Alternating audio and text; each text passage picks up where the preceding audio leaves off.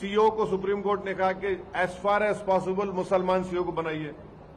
Government क्या करेगी कि कोई कैपेबल मुसलमान हमको मिला ही नहीं। As far as possible Supreme Court ने गवर्नमेंट कहे हम तो मिला ही नहीं हमको।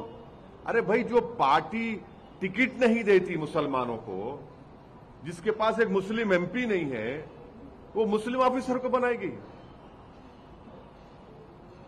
इंटेलिजेंस ब्यूरो में कितने मुस्लिम ऑफिसर है बताइए।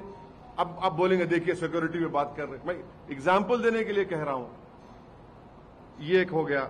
गवर्नमेंट आप देखना, बीजेपी सरकारें बोलेगी नो, नहीं, एज फार एज पॉसिबल कोशिश करो, आप नहीं मिलेगा, नहीं बनाएंगे।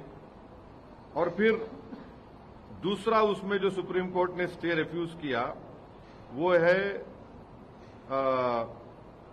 Mandatory registration.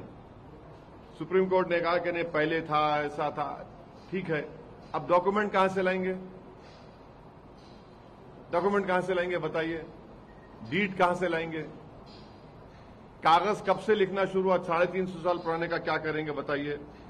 और फिर नॉन मुस्लिम को आप मेंबर बना रहे हैं वक्फ बोर्ड में, क्यों बनाएंगे नॉन मुस्लिम को मेंबर भाई? ये आर्टिकल, मेरी नजर में आर्टिकल 26 का वायलेशन है ये।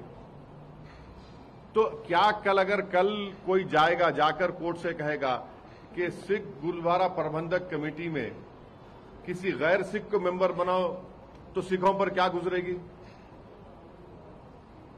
कई दूसरे हिंदू धर्म के स्थान हैं जहां पर सिर्फ मेंबर भी हिंदू होना चाहिए और ऑफिसर भी हिंदू होना चाहिए, फिर यहां पर ऐसा हो गया। तो इसीलिए जरूरी है कि एक फाइनलिटी के लिए सुप्रीम कोर्ट इसका फाइनल डिसाइड करे। लिमिटेशन एक्ट आप बताइए, लिमिटेशन एक्ट अगर देखिए कहीं वक्फ की प्रॉपर्टी मुझे मालूम हुआ वहां पर लोग कब्जे में हैं, मैं अब केस नहीं डाल सकता उनके ऊपर।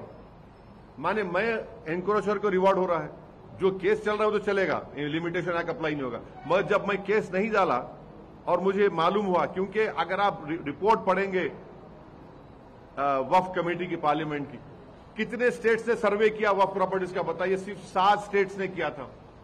तो आज मैं लिमिटेशन एक्ट में जो लोग कब्जे में है वो उसके मालिक बन